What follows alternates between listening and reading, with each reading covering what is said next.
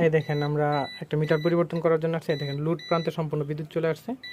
কিসের জন্য আসছে সেটা দেখেন, দেখতে থাকলে বুঝতে পারবেন বিস্তারিত। এই দেখেন সম্পূর্ণ লুড খোলা, আপনি চেঞ্জ করতে থাকেন। এই দেখেন এই মিটারটা এইমাত্র পরিবর্তন করলাম। এই দেখেন সম্পূর্ণ লুড প্রান্ত দেখেন সম্পূর্ণ খোলা।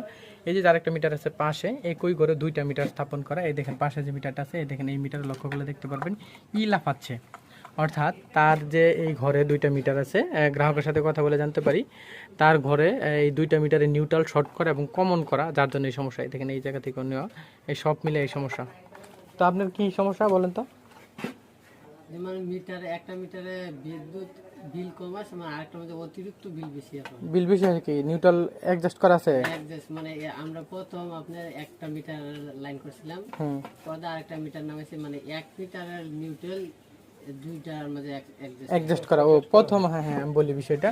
হ্যাঁ সমস্যাটা কি, হ্যাঁ যে প্রথম যে একটা মিটার নতুন মিটারের জন্য আবেদন করছিল, তখন যে ওয়ারিং করছিল একসাথে দুইটা ওয়ারিং করা ছিল, মানে অ্যাডজাস্ট করা ছিল।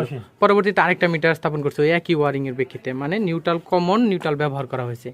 তো যাদের বিদ্যুৎ বিল বেশি আসে, বহুতল ভবন রয়েছে, একই বিল্ডিংয়ে দুইটা বা তিনটা মিটার রয়েছে, তারা অবশ্যই আলাদা আলাদা পার্টভাবে ওয়ারিং করবেন, যাতে একটা মিটারের নিউট্রাল আরেকটা মিটারের সাথে কখনোই অ্যাডজাস্ট না হয়। একদম টোটালি আলাদা থাকবে, ফেজ নিউট্রাল সম্পূর্ণ আলাদা আলাদা থাকবে। তাহলে এরকম এই দেখেন এই মিটার যেরকম ই লাফাচ্ছে এরকম ইও লাফাবে না, এবং ইভেন কি বিদ্যুৎ বিলও বেশি আসবে না। এই মিটার দেখেন অলরেডি ই লাফাচ্ছে এবং পালস দিচ্ছে, বিদ্যুৎ বিল বেশি আসছে। তার পাশে যে মিটারটা দেখতেছেন, এই মিটার লুড প্রান্তে প্রথমে যে দেখালাম যে লুড প্রান্তে বিদ্যুৎ চলে আসছে, তার মানে নিউট্রাল ব্যাকফিটে কমন নিউট্রাল ব্যবহার করার কারণে এই নিউট্রালে সহ বিদ্যুৎ চলে আসছে। তো সেটা প্রথমে দেখতে পারলেন। তার মানে এর বিদ্যুৎ বিল আসার মূল কারণ হলো তার ওয়ারিংয়ের সমস্যা। তো এই মিটারটা যতবারই হ্যাঁ মিটার চেঞ্জ করুক বা পরিবর্তন করুক, কোনো সমস্যার সমাধান হবে না। তার ওয়ারিংয়ের সমস্যা সে নিজেও জানে। তো এটা সমাধান করতে হবে, তার ইলেকট্রিশিয়ান ধারা এই ওয়ারিংটা আলাদা আলাদা পার্টভাবে যখন সমাধান করবে তখনই তার বিদ্যুৎ বিল কম আসবে।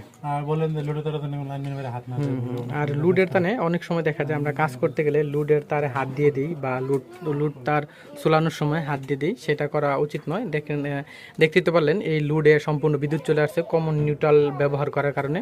কারণ গ্রাহকের ঘরে 2-3টা মিটার থাকতেই পারে, সেই ক্ষেত্রে এক ইলেকট্রিশিয়ান একভাবে কাজ করেছে, তো সেই ক্ষেত্রে সমস্যা হতে পারে। তাহলে আপনারা অবশ্যই সেই ক্ষেত্রে লুড প্রান্তে হাত দিবেন না।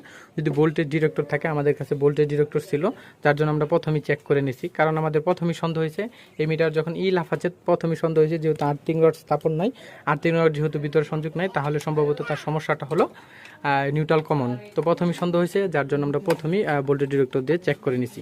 তো আপনারা এভাবে ভোল্টেজ ডিরেক্টর দিয়ে চেক করে পরবর্তীতে কাজ করবেন, সেটা হোক গ্রাহকের লুড প্রান্ত। তো